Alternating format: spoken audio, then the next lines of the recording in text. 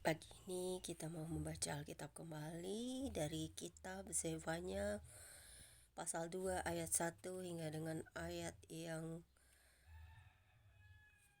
ke-15 dengan perikop. Sebelum kita memulainya, kita berdoa dulu.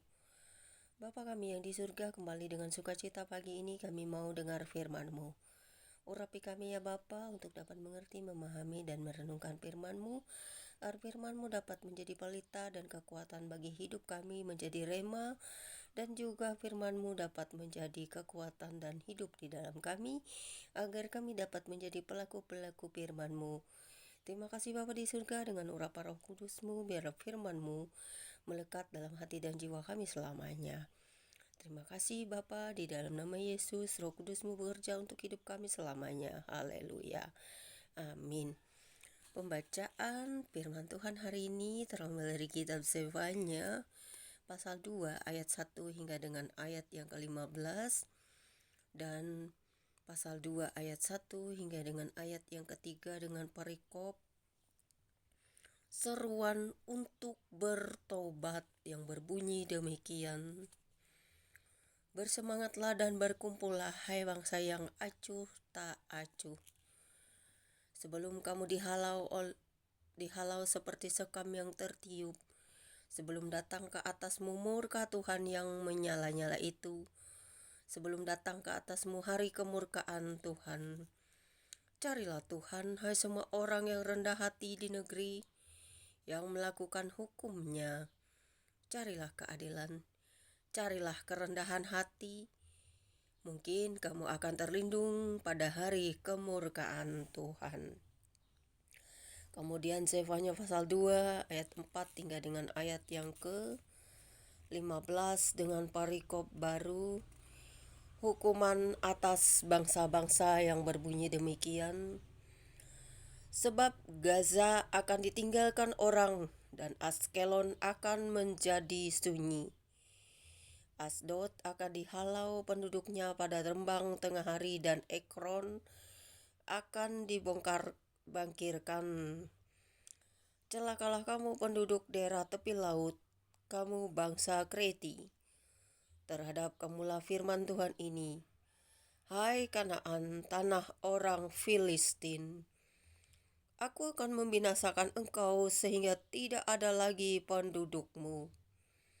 Daerah tepi laut akan menjadi tempat kediaman bagi gembala-gembala dan kandang berpagar bagi kambing domba.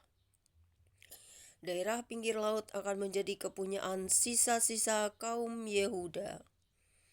Mereka akan merumput di sana dan berbaring di rumah-rumah Askelon pada malam hari, sebab Tuhan Elohim mereka akan memperhatikan mereka dan akan memulihkan keadaan mereka. Aku telah mendengar pencelaan dari pihak Moab dan kata-kata nista dari pihak Bani Ammon. Bagaimana mereka mencela umatku dan membesarkan dirinya terhadap daerah umatku itu. Sebab itu demi aku yang hidup, demikianlah firman Tuhan semesta alam, Elohim Israel, maka Moab akan menjadi seperti Sodom dan Bani Ammon seperti Gomora, yakni menjadi padang jerucu dan tempat penggalian garam dan tempat sunyi sepi sampai selama-lamanya.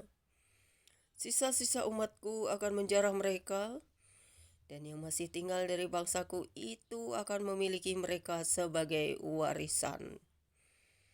Inilah yang menjadi bagian mereka sebagai ganti kecongkakan mereka, sebab mereka telah mencela dan membesarkan diri terhadap umat Tuhan semesta alam.